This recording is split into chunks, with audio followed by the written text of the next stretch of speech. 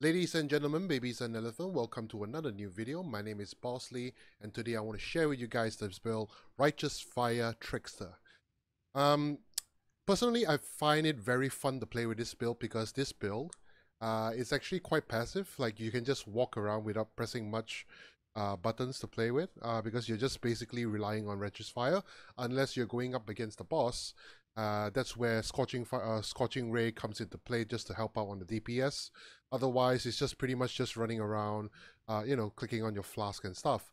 So if you're looking for a very passive build, you're too lazy to click around, and this build actually does really pretty well against Delirium as well, which is what everyone is aiming for. So the basic idea of this build is basically trying to scale the your area of effect for your Righteous Fire as large as you can, and then just run around and then just clear everything along your path, as you can see from the showcase, right? So if you like this kind of build, you want to try out something new, this is definitely something that you want to try. So the idea of this build is basically scaling the area effect and scaling your energy shield and also scaling your fire resist, because the highest fire resist that you can scale up to is up to 90%, which is here. And that will really reduce the amount of damage that you'll be taking from the Righteous Fire, because from Righteous Fire, if you have no fire res, you will take a lot of damage and eventually you will go out of health, okay? So that's why you need a lot of energy regen and also fire resist. So I'm going to explain first on the Ascendancy. So the reason why we picked Trickster, because Trickster has a lot of nodes that actually gives you a lot of damage over time boost. First off, if you go for the Trickster, okay, the first off you can actually pick for Ghost Dance first, because Ghost Dance will be very useful. Even the small nodes here are giving you evasion and energy shield and some attack on cast speed. But mainly, you can have Ghost Dance first. So this one gives you 3% chance to evade while you have energy shield. So as long as you have energy shield, there's 3% chance to evade, and also 2% reduced damage taken per Ghost Shroud. So the Ghost Shroud will be generated every 2 seconds for up to 3 Ghost Shrouds that you can have. And when you get hit, the Ghost Shroud will disappear, and then you recover energy shield based on 4% of your evasion rating. So the more energy shield that you have, the more evasion rating you have, the more energy shield you will gain regen when you get hit because of the Ghost Shroud. So that's how you scale around. So you scale both evasion and you scale energy shield. So you don't really scale armor. You don't really need armor because this is evasion. Personally, I think when I play the build, it's actually, the survivability is actually pretty good. I would say it's actually quite good. As you can see, I run around the maps with Delirium and all these kind of monsters running around. It's still quite good in survivability. I don't really get hit hard and stuff. And the regen eventually just boosts up. And there's a lot of leech as well. And also 10% increase move speed when you have energy shield, which is good. And then after that, you can pick up Escape Artist, which gives you +5 to evasion rating for 1 maximum energy shield you have on your helmet. So the more energy shield you have in your helmet, the more evasion you will get. And +1 energy shield for every 6 evasion rating on your body armor. So if your body armor gives you a lot of energy shield, you will give you a lot of evasion, it'll give you a lot of energy shield as well. And 6% attack speed and cast speed for each Ghost Shroud. And you can't be stunned when you have Ghost Shroud. So that's the thing, right? So you won't be getting stunned because you have Ghost Shroud all the time. So that's why, therefore, you have kind of like an immunity for the stun. And 10% chance to dodge spell hits if you have energy shield. Yeah, pretty good. So you're gonna go this path first, and then after that you want to pick up Patient Reaper. That's when you get 50% increased damage over time. Recover 2% life, 2% energy shield, and 4% mana. And 70% recovery rate of your life, mana, energy shield if you kill an enemy. Damaged by your damage over time, which is your Righteous Fire. And then lastly, you want to pick up Prolonged Pain, which gives you 20% more damage over time. That's basically it. The other effect, like poison and all that, you don't have to worry about that. That is not really what we are looking for. We are just basically aiming for the 20% damage over time. So that's what we are looking for. So Trickster is actually doing the job pretty well, given the fact that they boost up a lot of DPS. I've actually tried Righteous Fire in a couple of builds. I tried it on Guardian. I tried it on Hierophant. You know, the damage wasn't just there. It just wasn't there. It's like it's good, but it's not good enough to actually burst things down and clear clear mobs fast. This one basically you can just run around. Okay, so the Ascendancy Trickster will definitely get the job done. Next up, I want to explain about the gear choices. So basically we are using Righteous Fire to clear the map, and then after that, for a single target, you want to switch a gem and then use Scorching Ray to actually help out, which is this one. And yeah, that's about it, right? So first off, I'm using Balefire. So why I'm using Balefire? Because I need to use the shield. The key component of this fire resistance that you'll be getting is because of this the shield. So I'll explain the shield first. So it's the shield. This one gives you elemental resist, energy shield, life, regen. But the most important thing, it gives you 5% maximum fire res. So basically our all res cap will be 75%. This one will boost it up to 80%, which is very crucial. It gives you some fire res and fire resistance when you are on low life as well, because we are constantly on low life and most of our mana will be reserved. Definitely we'll get additional 25% boost. So from there itself, you can gain up to 24. You can gain up to 50% fire resist. And 10% increased move speed as well. When you're on low life, we are always on low life, and you can't be ignited while on low life.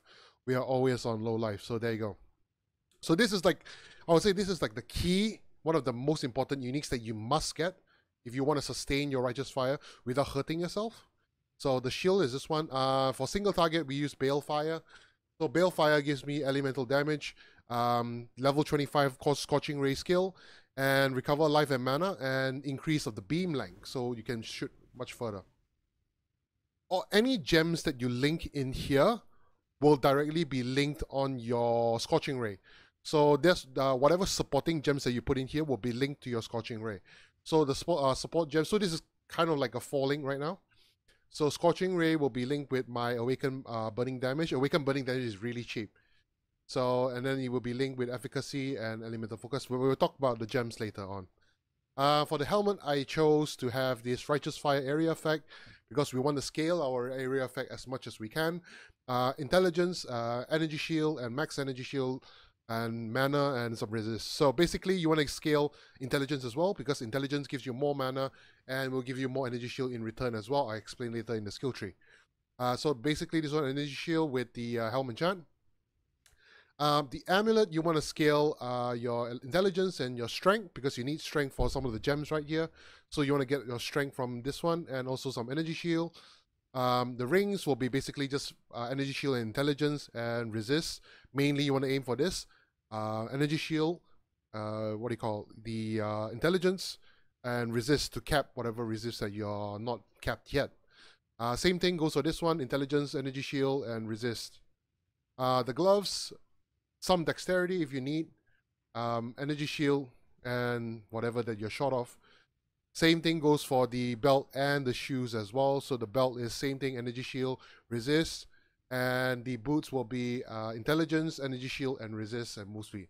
So as you can see here, all the rares that I have here, 1, 2, 3, 4, 5, 6, 7. 7 rares gives me all the rares I need, all the energy shield I want to scale as much as I can, and also all the intelligence I can, and sufficient amount of attributes, just enough for you to wear your gear and your gems, okay?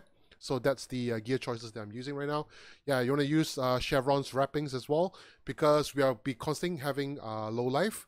So you don't want chaos damage to bypass your energy shield and cut through, because if chaos damage bypasses your energy shield and cut through your life, you'll be dead instantly. So that's why Chevron's wrappings will be the most ideal choice, and it gives you a sufficient amount of energy shield as well. So this one you can get, you know, spell damage, energy shield, and fast start energy shield, blah blah blah. Those kind of stuff you already know. Okay, so that's the gear choices. Now we want to talk about the skill gems. So back again with the Scorching Ray will be linked with burning damage, efficacy, which gives us more damage over time, and also elemental focus for more elemental damage. So how do you want to scale your Scorching Ray and your Righteous Fire? So spell damage, even though Righteous Fire is labeled as a spell, but technically spell damage doesn't really boost the damage. So what you want to focus on building the damage for your Righteous Fire will be elemental damage, fire damage, burning damage, damage over time multiplier, fire damage over time multiplier. That's it, right? Nothing else. Spell damage doesn't work, attack damage doesn't work, only the ones that I mentioned before, okay? So make sure when you want to focus getting on those mods if you want more damage, all right? So gem links will be, for the helmet will be flammability, linked with blasphemy, so we can use flammability instead of a curse. We use it as an aura curse as well, so it's like an aura for nearby enemies gain fire resist penetration, and enlighten with discipline as well. For the armor, the main link will be Righteous Fire linked with efficacy, same thing, more damage over time, burning damage, inspiration. So why you use inspiration? Because inspiration gives us a lot of elemental damage, but you need to generate your inspiration charges, right? So when you're using Righteous Fire, it's a passive skill, so you don't actually generate you don't actually generate inspiration charges while you're standing still like this. Like you see, when I run around, the inspiration charges doesn't work. So therefore, when you link inspiration support to this one, you want to have inspiration support linked to another skill, so that that skill will be generating inspiration charges for you, that then you can boost up the damage for your Righteous Fire as well. So for me, I linked it with the here. I linked it with my I linked it with my here shield charge. So whenever I shield charge, you see I gain inspiration charges, right? After that, you already have 5 shield inspiration charges. Your Righteous Fire will automatically be boosted up in terms of damage. So the gem here will be Shell Charge with inspiration support, and linked with Stone Golem. I just want more regen because you know, you'll be taking damage all the time. More regen will be good. Blood Magic will be linked to Malevolence. So Malevolence will give you more damage over time as well. So I'm just using to, you know, reserve more instead of just my mana, reserving my life as well, because it's not going to cut through. We're going to be using low life. And Portal, as you guys already know me, if this is not your first time seeing my videos, I don't like carrying Portal Scrolls. I love to carry Portal Gems. And yeah, lastly will be Purity of Fire, so it gives you 4 additional maximum fire res. So that brings us up here. So it brings us up here, brings us up to 80, brings up to 84. So another 6 will be gained somewhere else, which is in the skill tree afterwards. Stormbrand and increased crit, and also Flame Dash. So Flame Dash is for me to move about areas that Shield Charge can't bring me. So Shield Charge, you can't go up cliffs and you can't go up hills. Flame Dash you can. So that's the use of it. Stormbrand and increased crit strikes is mainly just to trigger 2 things in my skill tree. One is the elemental equilibrium, and the other will be elemental overload. So these are the reasons why I'm using them.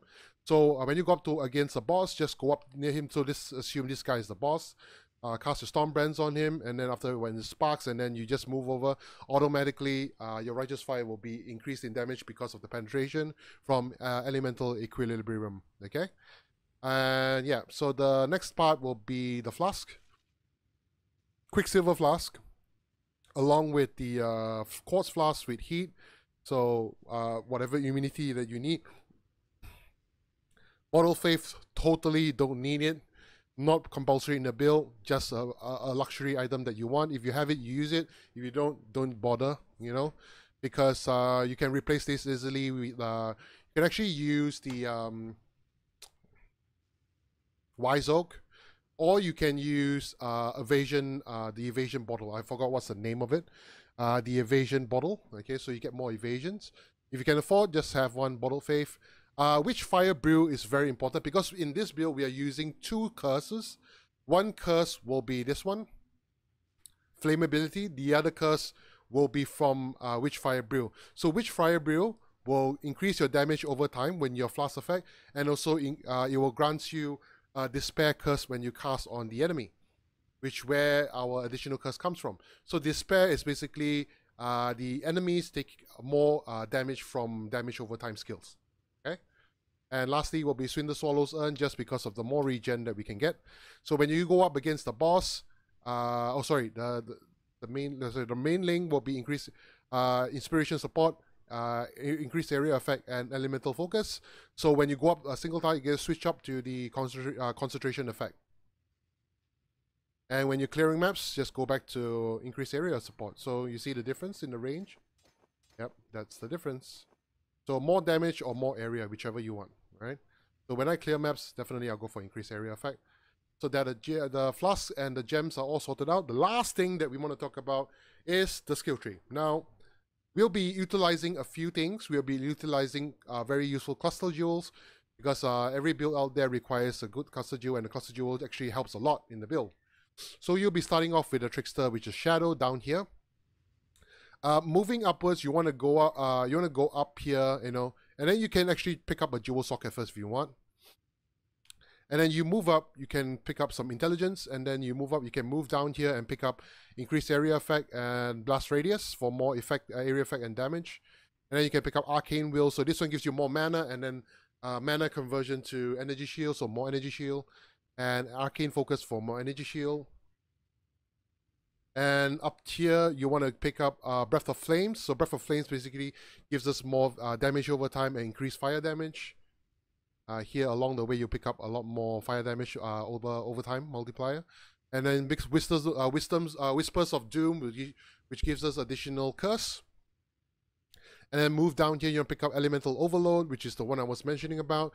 So the reason why you link increased crit strike with the Storm Brand is because when you crit recently, you gain 40% more elemental damage, which is really useful. We don't use crit multi anyway, so it's fine. And then you can move over here and pick up Explosive Impact. So this one gives you more fire damage, increased area effect, and some strength and intelligence. And then move down here, Jewel Socket, and then Elemental Equilibrium, and then pick up Foresight for more energy shield. And then move on the left, you want to pick up Zealot's Oath. So all the life regen will be converted to energy shield instead. So we'll be regening energy shield instead of life. And then move down here to pick up some reduced mana reservation, because we're using a few auras. And then down here, you want to pick up a Divine Judgment for more damage over time, some penetration, and another jewel socket as well. So all the jewels that I'm using here are all the same. Same thing. The main thing I get is damage over time increase and energy shield increase. That's it. And if you're lucky, just get for the ones that get corrupted with increased area effect. So all mine has increased area effect corruption. Reason why? Because it costs 30 to 40 chaos each jewel.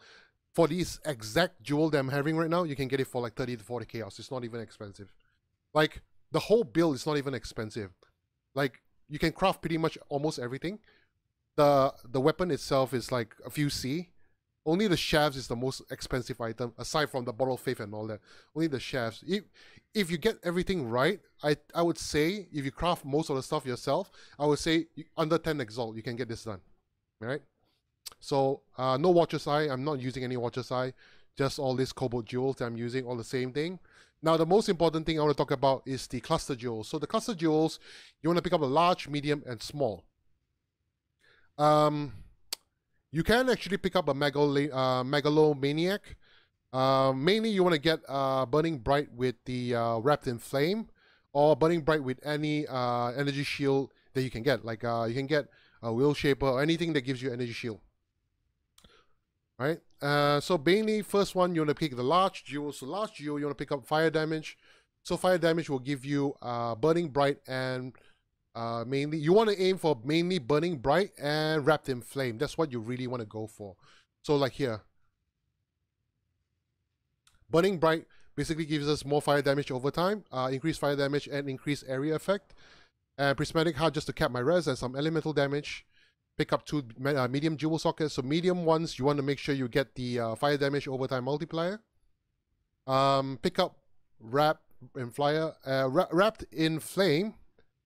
It's better to not get this one because I wasn't lucky enough and I didn't want to spend money to get one that gives me like this, Wrapped in Flame and Burning Bright. So you know what? I don't care. Valve Reinvigoration as well. And then the small cluster, this is where it gets juicy. So small cluster, you want to get the fire res. You must get the Molten Ones mark. So the Molten Ones mark give you 2% maximum fire res. So we had 84. This one will boost up it up to 86. And regeneration of 1% life per second, which is the regeneration that we are getting from the jewel. So you want to cap it at 90%. So we want a lot of regen and a lot of fire res. So why Burning Bright? So Burning Bright gives us fire damage over time, fire damage and increased area effect. Wrapped in Flame will give us burning damage, fire damage over time while burning, and regeneration as well, which is what we want. Molten Ones mark, Molten Ones mark. So 1, 2, 3. Molten Ones mark. So 3 times 2 is 6%. We had 84% plus 6, 90%. There we go. So all the 3 small clusters will be the same Molten Ones mark. You can actually craft it yourself. It's really easy to get Molten Ones mark. Don't worry. If you want to buy this medium cluster jewel from the market, there are people selling it for like 4 Exile. It's not going to be worth buying it. So if you want to craft this cluster jewel, what you need is get a cluster jewel with this one 4 passives and fire damage over time. And then just use the Scorch Fossil. Let me just go through here. So just use the Scorch Fossil and use Prismatic Fossil. Use both of them and then just craft it. Craft on the cluster jewel. And then you should be able to get it like soon enough. It doesn't take that long to get it anyway. Yeah. Yeah, that's about it for the cluster jewel. Yeah, that's the skill tree. The Pantheons will be, I'll be using Lunaris with Aberrath. So I'll be immune to Burning Ground. And the Bandits you want to help Eremer. So you want the 2 additional skill points. You don't need a Lyra because you don't need anything else. You can get Oak if you want, but I'd rather have the 2 extra skills. And yeah, that's about it. So the conclusion to this build is, personally, I find it very fun to play with, especially in the Delirium mechanic. The pros is, like, it's fun. You can just run around. It's very passive. Very good clear speed. It looks cool. Right, it looks like an MTX. It looks cool. Looks cool, and you don't have to worry so much. The cons, personally, I'm going to be very honest with you. The cons is the single target. If you really want to scale the single target without using Scorching Ray, you got to spend a lot of currency. But if you don't want to spend that much currency, just use Scorching Ray like me. Yeah, so single target is not that insane. It still gets the job done, but it's not crazy. Okay, but everything else overall, at the end of the day, average. It's a very fun build to play with. I hope you guys really enjoyed this build. If you like the video, please like and subscribe my channel. I upload a lot of build guides and I stream on Twitch as well. All the information will be down below as well. If you have any suggestions or you have questions about the build, feel free to ask me on the put a comment below as well. I'll be checking it out. I'll try to reply to you as soon as I can, or you can drop by my Twitch stream as well, and then we can discuss about the build, and then I'll see why I can help with you on the build and some suggestions and whatnot. And yeah, the end of the day, I really hope that you guys enjoyed the rest of your day and the rest of your week. Thank you very much for taking your time watching this video. I hope you guys like it. I'll see you on the next video. Peace out.